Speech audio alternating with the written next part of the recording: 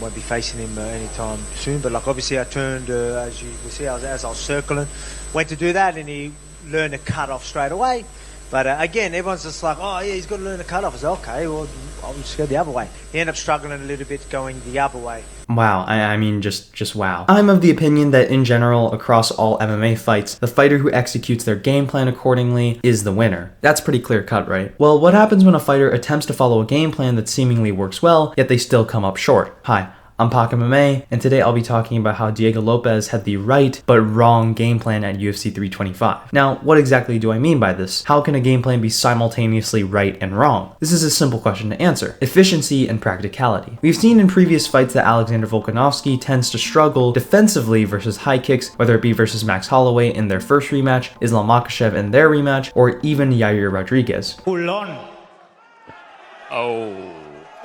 So obviously Diego Lopes attempted to take advantage of this and would attempt to set up the head kick in an open stance using leg and body kicks. Now this is where we run into the first issue of both efficiency and practicality. First of all, Diego Lopes is not a fighter known for his kicks nor his ability to fight from both stances. This immediately sounds the alarm, specifically because this combination of skills is needed to execute this game plan. Not being efficient in both of these skills makes this game plan impractical. Think of it this way, in any skill in life there's typically a standard of how you execute your skill. Perhaps you advance it incrementally, or maybe you even switch it up on occasion just so you learn outside of your element. However, to essentially jump into a different avenue of skill or niche, or perhaps a skill or niche you have not visited in a while, it will mean that you are way less efficient at the skill or technique at that particular moment in time. And this is the issue Diego Lopes runs into. Obviously, as a trained and professional mixed martial artist, Diego Lopes has trained head kicks and likely has trained in the southpaw stance for a notable time throughout his career, but it is not a specialty of his, or even a consistent weapon he uses in really any of his fights in the UFC, so when you attempt a game plan around an inefficient and likely rusty strike, you're likely to be unsuccessful. This isn't even touching on the southpaw factor. Diego Lopes is not known for being an effective stand switch fighter. It's almost like he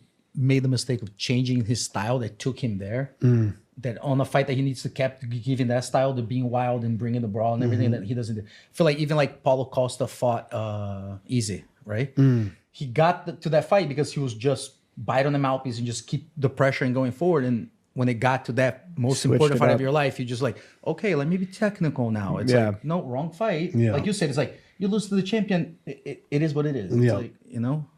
My essential point here is that this game plan was curated without accounting for Diego's strengths and only Alexander Volkanovski's weaknesses. And obviously, with that being said, Diego still did make the rounds somewhat competitive. In some people's eyes, Diego did make the rounds close enough, in fact, that some people may argue that he might have perhaps, I don't know, even won those rounds or something. Anyway, the strengths of the game plan were quite apparent, but not efficient enough to outpoint one of the most skilled technicians in the sport in Volk, and not quite precise enough to finish him either. And when you put it like that, this game plan really seems to fall apart in practicality. Diego Lopes and his team expected to, I guess, technically pick apart Volk from range with kicks and seemingly finish him from that range by conditioning the body kicks to then send it up top, which sounds practical if you're a fighter with a great kicking arsenal like Islam Makhachev or Yair Rodriguez, or a high volume striker who can mix in head kicks effectively as change-ups in tandem with boxing and Muay Thai combinations like Max Holloway. But this is Diego Lopes, who's really only shown to be able to brawl and wing big hooks and uppercuts from the clinch with a limited game from range. And although in this fight, as I mentioned, he showed improvements from range and still made the rounds relatively competitive, there wasn't really a world where this was going to effectively win him a decision or close out on a finish unless Volk completely lost focus. What really should have been the focus of his camp and his game plan going into this fight was what I played in the beginning of the video: cage cutting.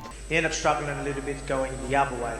Diego Lopes is such an incredibly talented fighter because his skills are honestly limited when comparing him to other divisional top contenders, but he can get away with most of those inefficiencies because he has some of the most overpowered attributes a fighter can have: incredibly heavy hands, a solid gas tank, and a disgustingly durable chin. Specifically, his power is what sort of catapulted him to the top of featherweight, and the reason why his durable chin is also important is because it allows you to get away with making more mistakes. Because you can't be put away, you're not really punished for making that many mistakes because you won't get knocked out. The reason I mention this is that even with all the potential in the world left on the table for Diego Lopes, he is still able to create big moments versus an incredible generational fighter in Volkanovski, which is really disappointing considering how much Lopez is really missing out on if he could just string everything together. And I didn't expect Diego Lopes to win this fight versus Volkanovski because frankly, I knew he couldn't improve within this short amount of time, and he had already shown in the Jean Silva fight that he hadn't really changed much at all besides showing that he had some offensive wrestling. Now, if I were to be more critical, I'd say that Lopez and his team shouldn't have modeled their game plan from that of Islam Makhachev's approach, but Ilia Topuria's. And here's why. Seemingly, this is what Lopez tried to do the first time around. Chase Volk around the cage, close the distance, and find a finishing strike. But when I read it out that way, some key elements are missing compared to Ilia Topuria's performance versus Volkanovski. For one, the cage cutting. This is what Lopez attempted to improve upon in this rematch, but as Volk said himself, Lopez struggled going the other way, which, I mean,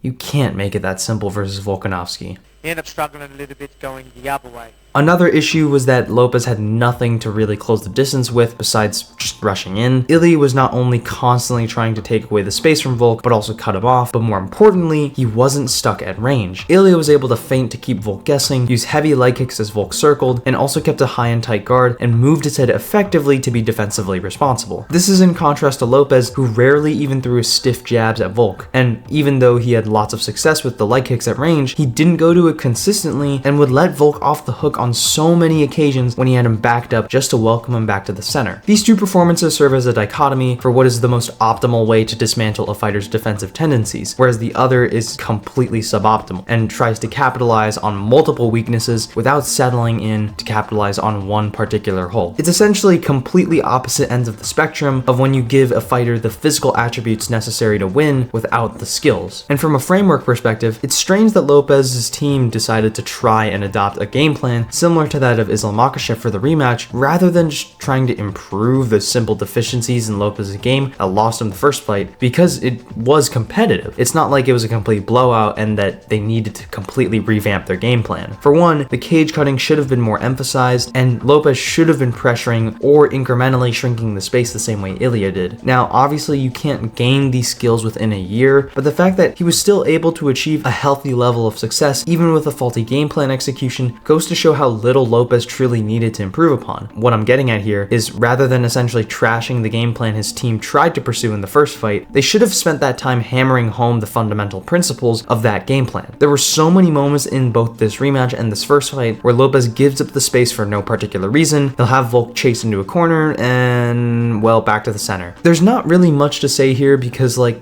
there have been other fights where stuff like this happens. A fighter attempts to execute a game plan that shows inklings of success, but they aren't able to bring it all the way home because they simply lack key elements of it. What Diego Lopes versus Alexander Volkanovski 2 was when one fighter has all the attributes without the skills necessary to win. I know I had a lot to say about Diego Lopes here, but obviously a lot of the credit has to go to Alexander Volkanovski. It's not like he's an easy puzzle to solve, even if you have a great game plan. Like, look at the Max Holloway rematch or the first Islam fight. Even with solid game plans, he's incredibly difficult to beat handily. But my main critique here lies in how conceptually flawed Diego Lopez's approach was to fighting this rematch versus Volk. It also does kind of sound like I picked Lopez and I'm coping and I'm basically calling him dumb, but I made this video because I picked Volk, not in a video, but across different sites, and also because a lot of people picked Diego under the assumption that he would have improved upon his performance in the first fight, similarly to that of how I drafted an ideal game plan earlier in this video. But I hope you guys enjoyed it. What did you think of Diego Lopez's performance at UFC 325? Do you disagree with my take? Let me know in the comments down below. I'd appreciate it very much, and if you like the video, please subscribe. This has been Pac MMA.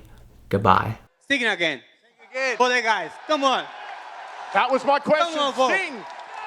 Hey, you say Sing again. Come on. Come on. 'Cause tonight will be the night that I will fall for you over again. Don't make me change my mind.